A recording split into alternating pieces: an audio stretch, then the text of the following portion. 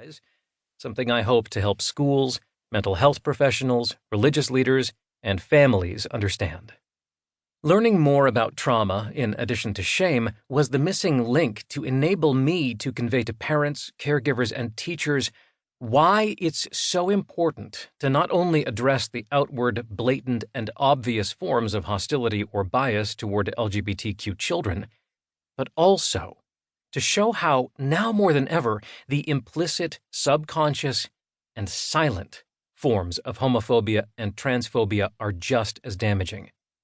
Not addressing the subtle, subconscious, and silent forms of homophobia and transphobia that exist within ourselves, our communities, and our cultures, what I call messages from the playground, MFTP, is like treating only the effects of a disease and not the disease itself.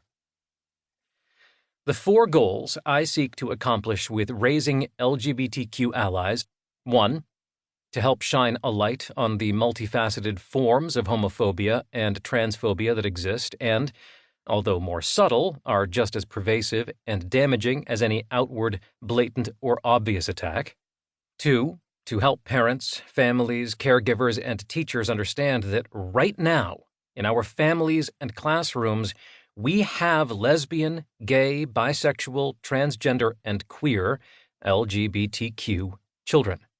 By not acknowledging or recognizing this as a possibility, whether it be our own children or the ones they play with on the playground, we're ignoring it, and our silence still speaks. 3.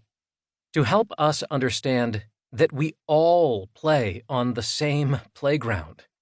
Although we may be affirming and accepting parents, caregivers, or teachers, or we're out and openly gay, lesbian, bisexual, transgender, or queer, we grow up in the same society, with the same religions, watch the same movies, and pick up the same subconscious programming as everyone else.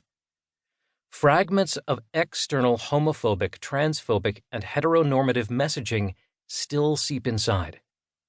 Left unexplored, these messages can negatively impact our lives, our choices, our communities, and our children. 4. To help prevent bullying, heal queerphobia, and create allies on the playground by encouraging open and authentic conversations within families and classrooms. Recently, I asked a classroom of 7th and 8th graders, "What if your parents asked you to clean your room?" We were discussing various forms of discrimination and how upset they were with what they've seen and heard on the news lately. I continued. You begin dusting off the shelves, vacuuming the floor, wiping down the dresser, and picking up dirty clothes. After a little while, your room began to look really clean. But you didn't look under the bed. Underneath your bed, there was a thick layer of dust, mold, and fungus. When your parents came to look, they were amazed at how clean your room was. They were so happy to see you'd cleaned your room. But is it really clean? I asked. On the surface, it looks as though you have a really clean room, but with all that dust, mold, and fungus underneath the bed, can you really say you have a clean room? They all looked at me in silence, and then one girl yelled out, "Oh, I get it!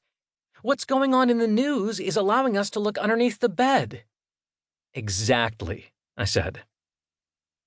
I remember after the 2016 election, a friend showed me a video with groups of people verbally attacking one another. He was really upset while showing me the video, and I asked him, "How old are the people in the video?"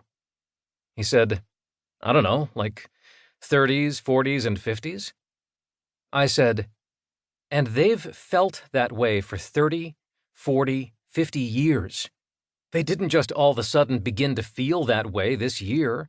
Just as strongly as you feel about the things you believe in, they feel just as strongly about the things they believe."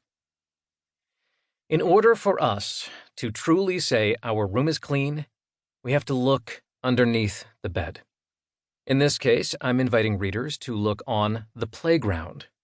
Until we get in there and clean out the parts of ourselves we haven't seen in a long time or don't want to acknowledge, our rooms and playgrounds can still be considered dirty. And the way to effectively clean something that's been dirty for a long time is to look at it,